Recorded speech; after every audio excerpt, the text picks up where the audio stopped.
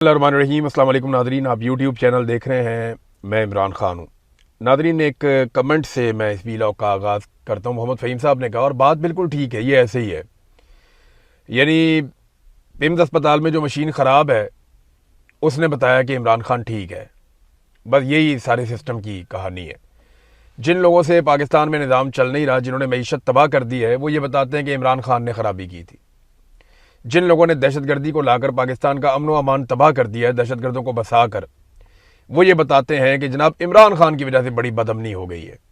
जिन लोगों ने मुल्क के साथ गद्दारी की, जिन लोगों ने मुल्क के साथ धोखा किया, फ्रॉड किया, पूरा का पूरा इलेक्शन चोरी करके खा लिया, जिन्होंने अपने हलफ की खिलाफ वर्जी की, वो ये बताते हैं कि कौन गद्दार है और कौन मुहिब्बे वतन है।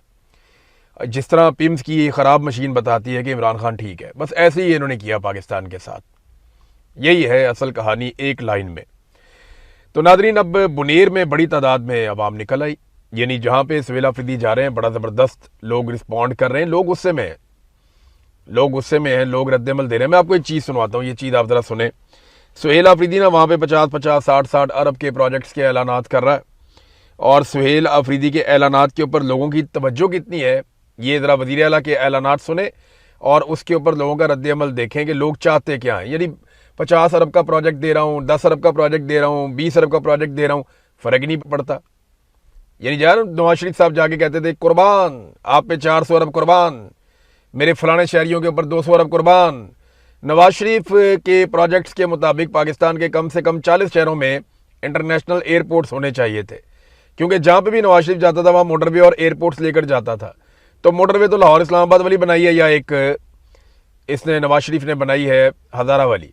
पाकिस्तान तहरीक इंसाफ के दौर में मुराद सईद ने जितनी मोटरवे बनाई वो नवाज शरीफ की 2 या 3 टर्मों से ज़्यादा मोटरवे बनी हुई थी और उसके अखराजात भी कम थे, उसकी क्वालिटी भी बेहतर थी। ये फैक्ट्स मैं किसी दिन आपके सामने शेयर करूंगा। ये बिला वजह कहते हैं जनाब मोटरवे नवाज शरीफ ने दी है। वो पहली मोटरवे थी जो बेनज़ीर भुट्टो ने उसको काफ़ी चौड़ी मोटरवे बनाने का ऐलान किया था। नवाज शरीफ ने आके उसकी चौड़ाई कम करके उसका इफ्तिताह कर दिया फटाफट और अपने खाते डाल ली। तो अब ये कहते हैं जी मोटरवेज हमने बनाई है। ज़्यादातर मोटरवेज नवाज शरीफ के दौर के बाद बनी है और जो मुश्किल मोटरवेज हैं वो नवाज शरीफ के दौर के बाद बनी है। बाकी लोगों ने भी बनाई है, सारा कुछ अपने खाते में नहीं डालना चाहिए। अब नाजरीन ये ज़रा देखें, सुहेल अफरीदी ने जब लोगों को इतने बड़े बड़े प्रोजेक्ट बताए तो लोगों का रद्दमल क्या था, और जब उन्होंने कहा कि इमरान खान को लाना है तो लोगों का रद्दमल क्या था, ये ज़रा सुने आप। देख लो, सुन लो, तकरीबन 50 अरब रुपए के प्रोजेक्ट का ऐलान कर रहा हूं, लेकिन कोई खुश नहीं हो रहा। इमरान खान चाहिए इनको, मेरे पाकिस्तानियों। तो ये लोग इमरान खान की आवाज़ सुनने आते हैं जलसे में। वहाँ स्पीकर पे इमरान खान की पुरानी आवाज़ सुनाई जाती है, उसकी तकरीर सुनाई जाती है। लोग वो सुनना चाहते हैं, लोग इमरान खान को देखना चाहते हैं, लोग इमरान खान को वापस लेना चाहते हैं, उसे हासिल करना चाहते हैं। और यही लोगों की अब ख्वाहिश है। आप जो मर्जी लोगों को, आप सोने के प्लेट के अंदर भी लोगों को खाना देंगे ना तो लोग आपसे कहेंगे जी इमरान खान किधर है। जिन्होंने पूछना है, जिनको शऊर मिल गया, वो आपको यही कहेंगे। हसीना वाजिद ने इकॉनमी ज़बरदस्त कर दी थी अपने मुल्क की, लेकिन लोगों ने कैसे जूते मार के भगाया। इकॉनमी तो वहाँ पे बहुत अच्छी थी। तो पाकिस्तान के अंदर आप इकॉनमी को अगर बेहतर कर भी लें, अव्वल तो आपसे होनी नहीं है, आप नालायक हैं, नकम्मे हैं, आप नहीं कर पाएंगे। ना ये कोई पॉलिटिकल गवर्नमेंट है, ना इनकी कोई अवाम में जड़ें हैं। लेकिन अगर आप इकॉनमी बेहतर भी कर लें तो क्या आप इमरान खान से जान छुड़ा लेंगे? सवाल ही पैदा नहीं होता। आप ये कर ही नहीं पाएंगे। और इकॉनमी ना चलने की वजह से, मैंने आपको कुछ अर्सा पहले कहा था कि 3 फैक्टर्स हैं, इनमें से जब भी 2 इकट्ठे हो गए, पाकिस्तान की मिलिट्री एस्टेब्लिशमेंट हाथ जोड़ लेगी अवाम के सामने और फिर पाकिस्तानियों को इलेक्शन भी मिल जाएगा, इमरान खान की रिहाई भी हो जाएगी। 3 में से 2 फैक्टर, एक ये माशी दबाव इतना ज्यादा है कि वो खत्म ही नहीं हो रहा। वो फैक्टर अपनी जगह पे मौजूद है। अब बाकी 2 फैक्टर रह गए थे, उन दोनों में से कोई एक भी एक्टिवेट हो जाए तगड़े तरीके से तो इमरान खान साहब बाहर आ जाएंगे। एक फैक्टर था अवामी दबाव, दूसरा था बैरूनी दबाव। अब ना तो बैरूनी दबाव आ रहा है, ना ही अवामी दबाव आ रहा है। इन दोनों में से एक दबाव भी आ गया तो माशी दबाव इस कदर ज्यादा है कि ये हुकूमत मुकम्मल तौर पे कोलैप्स कर जाएगी, जैसे सिस्टम पहले ही कोलैप्स कर चुका है। तो नाजरीन, बुनेर में और हंगू में बहुत बड़ी तादाद में लोग निकले हैं। जैसे कि अलीमा खानम को लोग रिस्पॉन्ड कर रहे थे, उससे ज़्यादा अब सुहेल अफरीदी को लोग रिस्पॉन्ड कर रहे हैं, क्योंकि गुज़िश्ता 2-4 दिन में जो कुछ हुआ उसके बाद लोगों का गुस्सा बहुत बढ़ गया है। इसका एक और मतलब आप लीजिए कि कोई गांव है, देहात है, दूर दराज का इलाका है, कबायली एरिया है, कोई भी जगह है, खबर फौरन पहुंचती है।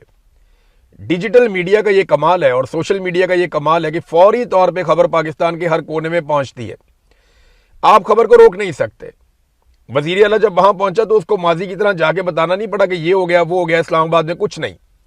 लोग पहले से ही सारा कुछ जानते हैं और लोग तहरीक बनाने के लिए मुकम्मल तौर पे तैयार हैं। इमरान खान साहब ने बड़े सख्त अहकामात भी जारी किए हुए हैं और वो अहकामात मिल गए हैं सुहेल आफरीदी को भी, जुनैद अकबर को भी, कि इन दोनों की बहुत बड़ी रिस्पॉन्सिबिलिटी है।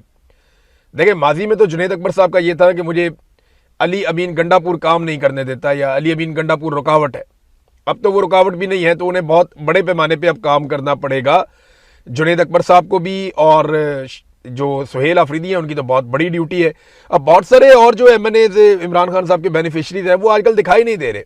वो नजर आने चाहिए कि वो स्ट्रीट मूवमेंट कर रहे हैं, लोगों में जा रहे हैं। जो पुराने एमएनएज हैं, एमपीएज हैं, पाकिस्तान तहरीक इंसाफ के बड़े बड़े बेनिफिशरीज हैं, पंजाब के अंदर भी मूवमेंट नजर नहीं आ रही। आपको याद होगा जब ये 2024 का इलेक्शन हो रहा था तो पंजाब में भी उम्मीदवार निकल आए थे, खैबर पख्तूनख्वा में भी निकल आए थे, चोरी चोरी कंपेन्स कर रहे थे, वीडियोस भिजवा रहे थे सोशल मीडिया को, हमारी वीडियोस चलाएं, सोशल मीडिया से प्रोजेक्शन मांग रहे थे कि हमारी एक्टिविटीज को दिखाया जाए, बताएं लोगों को, हमें ज्यादा से ज्यादा प्रमोट करें। लेकिन वो सारे लोग कहां गए? देखिए ना, अपना इलेक्शन लड़ने के लिए उन्होंने दिन रात एक कर दिया था, पूरा जोर लगा दिया था। 2024 में हर तरह का उन्होंने खतरा लिया था, उस वक्त फस्तायत बहुत ज्यादा थी, लेकिन आज वो लोग दिखाई नहीं देते। कौन कंपेन चल रहा है पूरे पंजाब के अंदर? दिखाएं ना, कहां पे कोई बड़े पैमाने पे कंपेन हो रही है, लोग घुसे हुए हैं शहरों के अंदर, गांवों के अंदर, देहातों के अंदर, गलियों मोहल्लों के अंदर, चंद एक लोगों को छोड़ के कोई काम ही नहीं कर रहा। खैबर पख्तूनख्वा में सुहेल आफरीदी आपको नजर आ जाता है, उसके अलावा कौन काम कर रहा है? कहां पे गली मोहल्लों के अंदर कंपेन हो रही है? कौन कौन सा उम्मीदवार अपने अपने हल्के में निकला और लोगों को स्ट्रीट मूवमेंट के लिए आगाही दे रहा है? कोई भी नहीं निकला, कुछ दिखाई नहीं दे रहा। ये आटे में नमक के बराबर है और ये कुछ भी नहीं है। जो लोग काम कर रहे हैं उनको भी डिस्करेज किया जा रहा है। तो होना तो ये चाहिए कि सारे अपने अपने हलकों में निकल जाएं, एमपीएज अपने हलकों में पहुंचे, एमएनएज अपने हलकों में पहुंचे, टिकट होल्डर्स जिन्हें फॉर्म 47 के मुकाबले में हरा दिया गया उनको भी चाहिए कि वो भी सारे अपने हलकों में पहुंचे, अपने लोगों को अंगेज करें, लोगों को तैयार करें कि हमने निकलना है, हमने एहतजाज करना है, किसानों की तहरीक चल रही है उसको सपोर्ट करें, बाकी चीजों को। तो फिर ये आप लाखों लोग जो मिलियंस के अंदर आप लेकर जा सकेंगे। अदरवाइज फिर आप इतने बड़े पैमाने पे लोगों को कैसे ले जाएंगे? एक और मसला भी है, पीटीआई की फंडिंग का मसला। पीटीआई को ये सब करने के लिए बहुत बड़े पैमाने पर फंडिंग चाहिए। पीटीआई की सबसे बड़ी फंडिंग पाकिस्तान तहरीक इंसाफ के अपने वोटर और सपोर्टर ही देते हैं, कोई और बाहर से तो इनको इधर उधर से फंडिंग आती नहीं है, या ओवरसीज पाकिस्तानी इनको फंडिंग देते हैं। अब उसके लिए जो मेरे पास इंफॉर्मेशन है, अभी तक कोई खातिर ख्वाह काम शुरू नहीं किया गया। यानी स्ट्रीट मूवमेंट के नाम पे ये एक्टिविटीज तो हो रही हैं, लेकिन जो इनको खर्चा चाहिए होगा, जो इनको पैसा चाहिए होगा, अगर आपने बहुत बड़े पैमाने पे आप मिलियंस लोगों को अगर लेकर जाना चाहते हैं इस्लामाबाद, तो आपका रोजाना का खर्चा जो है वो लगभग 10 करोड़ 20 करोड़ तक का आपका खर्चा, या हो सकता है इससे ऊपर नीचे आपका खर्चा हो। तो इतना खर्चा करने के लिए पैसा